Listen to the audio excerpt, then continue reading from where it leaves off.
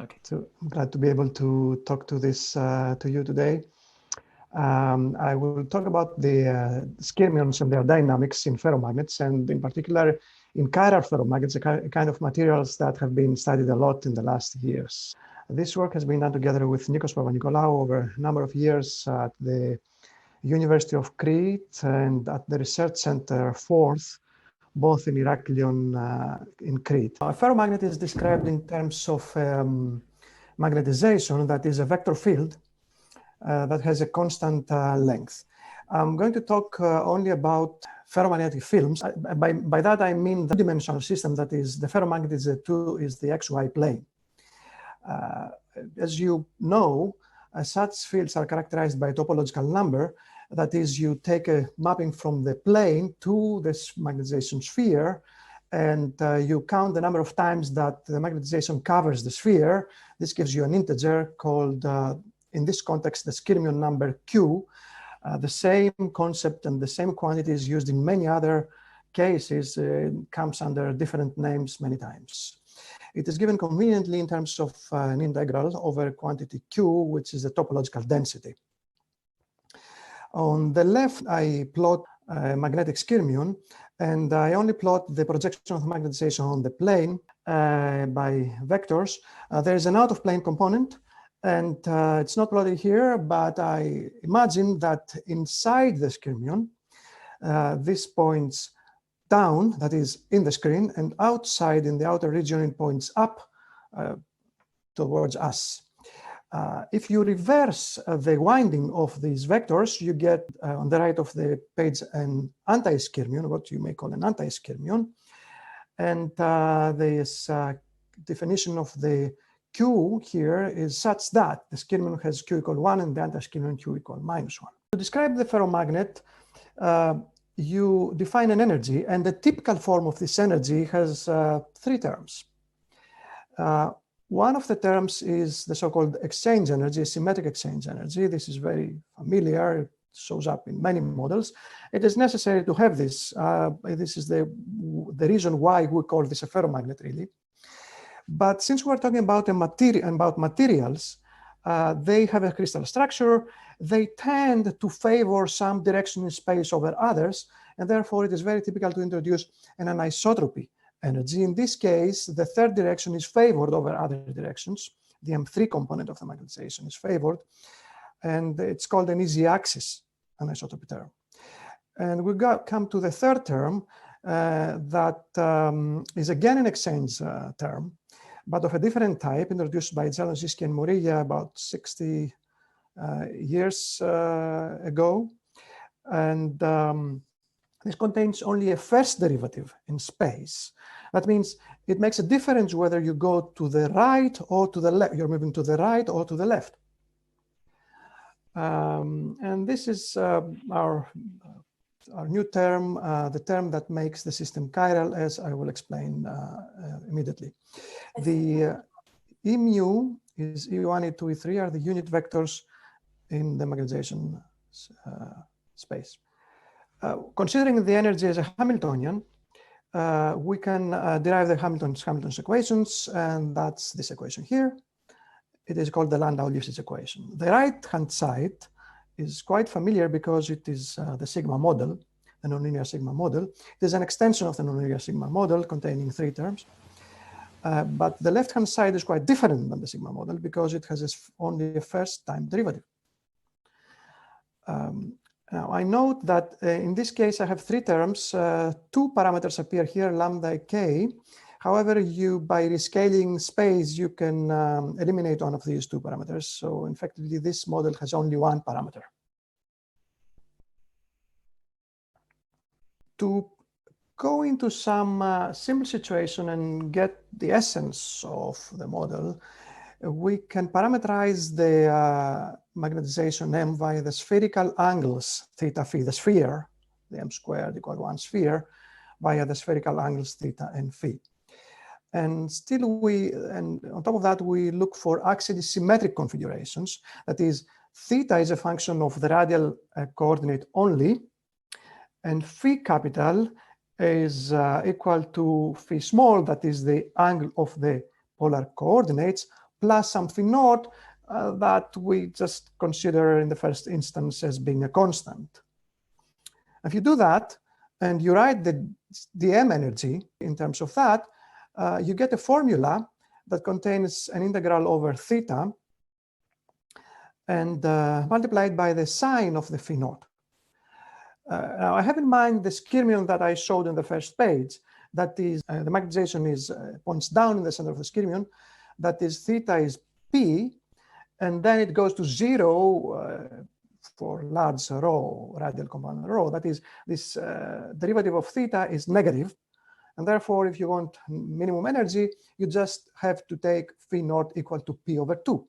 That fixes for you the p over 2, and it makes your system chiral. This phi orientation in space of the magnetization has to be p over 2 and not, for example, minus p over 2 would make a big difference in the energy. While the exchange energy, the anisotropy energy do not care about what the value of this phi naught p as long as it is constant. And note here also that by what we're saying, we get that this dm energy is negative. Now, this is deviation from the usual case of energy terms that we are sometimes used to have them as positive, positive definite. This can take negative values, the dm energy. Well, take one step further. We write the Landau-Lifshitz equation. Only the static sector for these axially symmetric configurations. We get that equation here.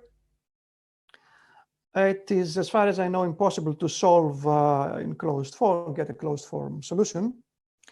But asymptotics can be done quite nicely indeed. And if we solve this equation, we can get indeed axially symmetric solutions, axially symmetric skyrmion solutions. We do this numerically, and we obtain the profile of a solution for theta, written here, plotted here in terms of M3, which is the cosine of theta. We can call this the skyrmion profile. It is -1 in the center, it's +1 away. And the complete skyrmion in 2D space looks like that. It's now colorful, and that's the in-plane component is the vectors, but then the out-of-plane component is color-coded by blue for spin down and red for spin up. That's a chiral skyrmion. That's not the only solution of this equation. It turns out you can also find more complicated solutions like the one on the right. It is red in the center, spin down, and it becomes blue, spin up, but then again spin down if you go further out. That looks like a skyrmion in the center, perfectly skyrmion, but then it unwinds again in the sphere, and you get a second skyrmion. These two have opposite skyrmion numbers, and the overall topological number, skyrmion number of that configuration is 0. That can be called a skyrmionium because of the description that I gave. Such configurations have been already predicted, discussed in the first papers of Bogdanov and Hubert, 1999. They exist for some parameter values. I will discuss about this very soon. Not everywhere in the phase space. I noticed that to prove the existence of such solutions is not a trivial, mathematically is not a trivial task. This has been done in some cases when you have an applied external field, not for all cases, and only for the skyrmion, not for the skyrmionium, for example. Okay, it's not easy. Now, this skyrmionium, which is a kind of, maybe you can say, novel structure, it actually has been discussed before in not in DM ferromagnets, in magnetic materials again, in some other models. So it's not something very new, but both the skyrmion and the skyrmionium can be found. The model that I present here and that people are studying here is much simpler than anything that has been shown, has been discussed before. One could could go in quite more clear theory. I could relax for a moment the axial symmetry just to say that more solutions can be found for the Landau-Lifshitz equation, topological solutions. Here we have something which looks like a skyrmion, but it's not exactly a full skyrmion, because on this small region here, you have an anti-skyrmion part. This is blown up in this picture. You see this winds as an anti-skyrmion. So you have a skyrmion followed by an anti-skyrmion. It's a kind of a skyrmion, anti-skyrmion texture. If you look at the topological density, it is positive here, the red, and negative here, this little blue, but this little blue has a very large value, so overall you have skyrmion number 0. And this has been discussed very recently. It's a static solution of the equation. You see, we already have quite a few topological textures in the same model. Let me now go to an overview to put all this on a phase diagram. This phase diagram is not simple. It's quite interesting. To go into detail that we would need quite some time. I will only try to put briefly on this phase diagram what I'm talking about, not give any full explanation of that. I'm talking here about a model with anisotropy. The horizontal axis is the anisotropy parameter. In general, in experiments, you could also apply a field. That's interesting. So this phase diagram is in anisotropy and external field. In this talk, I will only talk about external field in this page, in no other page, just to give you the overview. This is a ferromagnet. However, the ferromagnetic state is stable, is the ground state only for small anisotropy for large anisotropy or for a large external field. Not in every case. That's quite curious. For small anisotropy, for example, the ferromagnetic state is not the ground state. Instead, you have a helical phase. That is, the magnetization changes all the time spatially. You have a helix. Or you can also have a skyrmion lattice. That's as a ground state of the system. But as I said, I will focus on the region of the ferromagnetic state. And on this ferromagnetic state, you can have skyrmionic textures as excited states. You can have the skyrmion, wherever you have ferromagnetic, you can build up a skyrmion, turns out can be stable. Now, you can have a skyrmionium, but this is only in this region here, large enough anisotropy, small magnetic field. You can have this chiral droplet, again in the same region, actually very close to this Kc, to this critical value. And you may also have domain walls. Some of these values in the diagram are non-analytical, some others not. The interesting conclusion out of all that is that we can have both topological and topologically trivial skyrmions in the same system, in the same model. That is, in the same material, you can sustain both topological and topologically trivial objects. I think this is, I find this quite interesting and unusual. And with that, let's finish with the statics of topological textures and move on to the dynamics. To start, we can go through some relatively simple calculation. We assume a traveling solitary wave, traveling rigidly with velocity v. This satisfies the Landau-Lifshitz equation, of course, except on the left-hand side, have a special derivative instead of a time derivative. Now, you take this equation and you take the cross product from the left with d mu d2m, and the dot product with m. And this way, on the left side, you construct the topological density, q, small. And on the right-hand side, you have some quantity. Now, the quantity on the right turns out to be a total derivative. This is not a surprise because the quantity on the right has to do with the energy, the Hamiltonian, the energy of the system. And it can be written in terms of the stress tensor of the Hamiltonian theory. Therefore, this VQ is equal to d nu sigma to nu is a conservation law, and you integrate overall space, and you find that the V times the topological charge, the Q, is equal to 0, because the right side disappears for appropriate conditions at special infinity. It's a total derivative. This is a simple result. However, it is a fundamental result. It's an important result because it tells you that if Q is not 0, that is, for any topological magnetic soliton, the velocity should be 0. This cannot propagate a solitary wave. It's impossible. So that's the first dynamical result, meaning that you can have no dynamics. Well, I'm exaggerating. You can have dynamics, but you cannot have this solitary wave motion. Go further than that. Quite a few years ago, Papanicolaou and Tomaras noticed that if you take the time derivative of the topological density, you end up with a total derivative on the right-hand side. And in here, you again have this quantity f d nu m that it can itself be written as a total derivative. And therefore, you have two derivatives on the right-hand side. Two derivatives is better than one. And that turns out to be a fundamental relation. The Q dot is equal to some second derivative.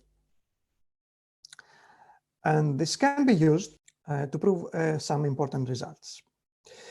I'm only going to state those and not go in any proof or any deeper explanation. We can define the I mu as the moments of the topological density. The topological density itself integrated is conserved because it's a topological number, but also the moments of the topological density turn out to be conserved because of the second derivative that I just mentioned in the previous page. And these are now two new conserved quantities, I1 and I2 are conserved. That's quite interesting because now, if we assume that we have some, say, skyrmion here, some structure, and we move this by a vector c, then of course these I component, the I mu's, will also be translated by c multiplied by the integral of q, the 4p, the q small, by the integral of q small by 4pq capital. Well, that means that there is a difference between q0 and q non-zero. For example, for q non-zero, for topological soliton, you cannot make this translation because you would violate this conservation of I mu. I mu should be fixed, the position, and this would give the position of the skyrmion should be fixed. So you cannot move it rigidly. Now for q equal to 0, you do not violate the conservation law even if you translate your skyrmion by vector c, because this q is 0. Therefore, this is invariant. The I is invariant with respect to translations by c. And therefore, there's no problem.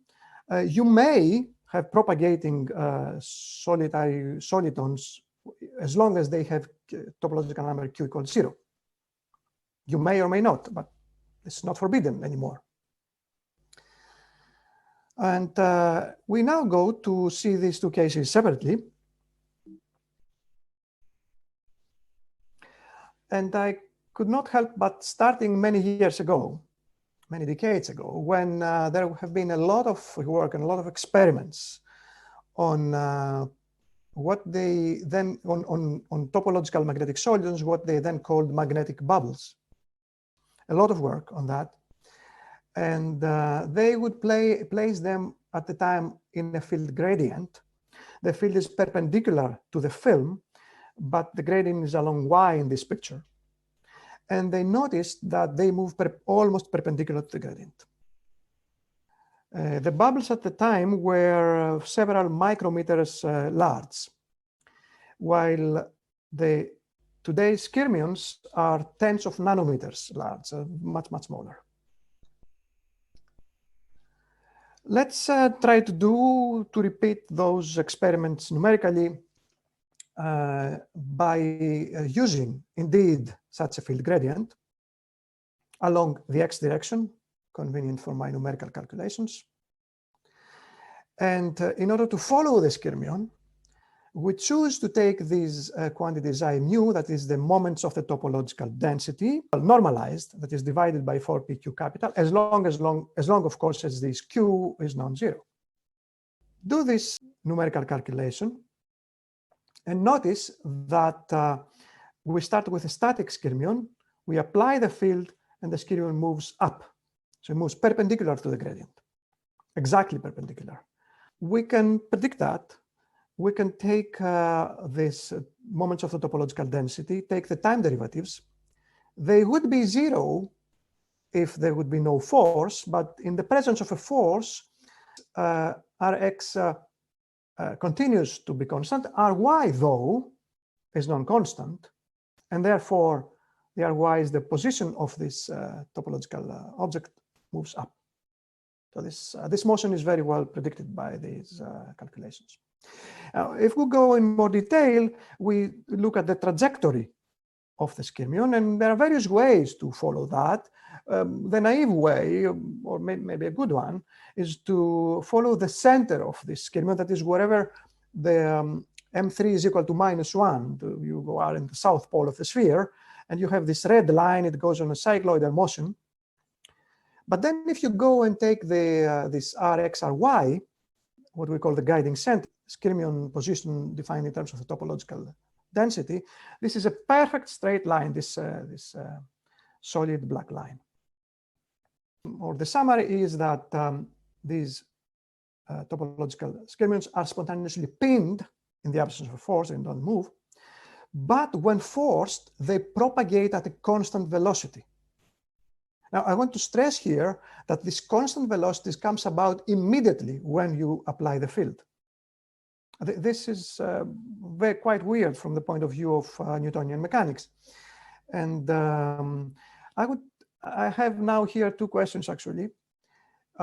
One question is, what is the profile of this propagating skyrmion? And the second question is, well, they move at a constant velocity. If we increase the force, of course, they go at a larger velocity. Can this go forever? Can you get infinite velocity? I don't know the answer to these questions. And the next and last step is to go and do the same things for a topologically trivial skyrmion, in this case for the skyrmionium. I can do much more for the skyrmionium. Why? Because I know there are more possibilities. This can propagate even in the absence of a force as a solitary wave. Since this is possible, let me assume it happens. So I have now a skyrmionium as a solitary wave. So the configuration is m of x minus vt. This should satisfy the Landau-Lewis equation with the left-hand side time derivative substituted by the space derivative. We have to solve now this equation.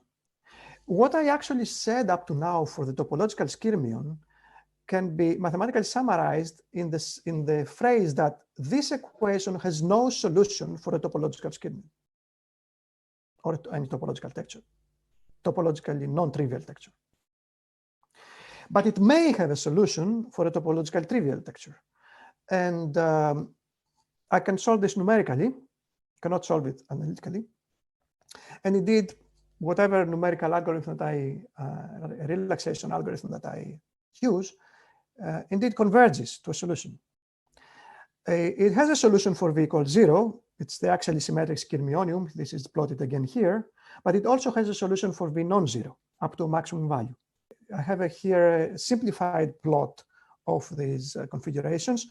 I have contour plots of the M3, the out-of-plane component of the magnetization. The solid lines mean positive M3. The dashed lines mean negative M3. So it is positive, then negative, then again positive for the skyrmionium. It's axially symmetric for a static case. It is not axially symmetric anymore for the propagating skyrmionium. In fact, the configuration is elongated in the y direction, and the central part is moving downwards. What happens when you increase the velocity numerically? Well, it gets more elongated, And in the limit, it becomes infinitely elongated. And this is the way that you lose this. You get a limiting velocity, a maximum velocity. Since this is a solitary wave, let me go and view this as a particle. That is, I have its energy. Let me also define its linear momentum. It turns out its linear momentum can be defined in terms of the moments of the topological density. That is, in terms of the I nu or mu. The linear momentum in the x direction is the I2. That is the y times q small, the integral of that. And this is now the momentum in the x direction of my skyrmionium. You can imagine that this is 0 if the configuration is actually symmetric. Now, when this is elongated in the y direction, it gets non-zero. It turns out numerically that it goes linearly with the velocity. You see in the figure here, the velocity and say the linear momentum p, it is a linear function. P is a linear function of v over a wide range of velocities. So it's p is m dot v, and also the energy is a quadratic function of the velocity. It's some E naught, some rest energy plus quadratic function of the velocity with the same factor here, m. I defined, or I can now associate a mass to this skyrmionium, which is precisely this proportionality factor m. This happens for small velocities. Therefore, this system for low momenta can write the energy as an E naught plus p squared over 2m. That is, this has Newtonian dispersion and behaves as a Newtonian particle. Now, for large momenta, the energy becomes proportional to the velocity p, and the proportionality factor is precisely this critical velocity vc. It goes up here. The dynamics becomes relativistic. Therefore, I now have a pretty nice, usual Newtonian particle. Skyrmionium behaves as a Newtonian particle in stark contrast to what happened for the case of the topological skyrmion. So this goes all within the conservative equation. I was just solving the model. But now let me go to something you may call this more practical or realistic. I want to recover to get this propagating skyrmionium. Therefore, I do exactly what I did before for the skyrmion. I apply exactly the same external magnetic field, which is a gradient along the x direction, that is horizontal direction here. And I can calculate that the change of the momentum of, in this case, the x momentum is non-zero, while the y momentum, the change is 0. And I can do the simulation, start from the axially symmetric skyrmionium. I apply this field and I watch this as it is accelerated, and it becomes more and more like a propagating configuration. You see it becomes elongated, the center part moves down, it becomes like one of those solitary waves that I just discussed in the conservative case. If you plot the momentum as a function of time, it is a linear function of time, then at t equal 100 here, I just switch off the external field just to see that the solitary wave continues propagating with a constant momentum or a constant velocity. I summarize this by saying that for a skyrmionium with q equals 0, this is, when you force it, it is accelerated, just as a Newtonian particle. And then if there is no force, it propagates freely if it already has some velocity. And let me pass to the conclusions. I was saying that in materials with a Giallo-Zieski-Moriglia interaction, you can have both topological and non-topological magnetic configuration. This is what makes them quite interesting. And the topological skyrmion is pinned in a ferromagnetic field. It moves perpendicular to the applied force with a velocity proportional to the force. And in fact, the dynamics is analogous to the whole motion of an electron in a perpendicular magnetic field. And by contrast, a skyrmionian topological trivial texture moves freely as a solitary wave, and it responds to forces as a Newtonian particle. In fact, not only a skyrmionium, but also this chiral droplet, which is again a topological trivial texture, can be set into free motion using external forces or electrical current. With that, I thank you very much for your attention.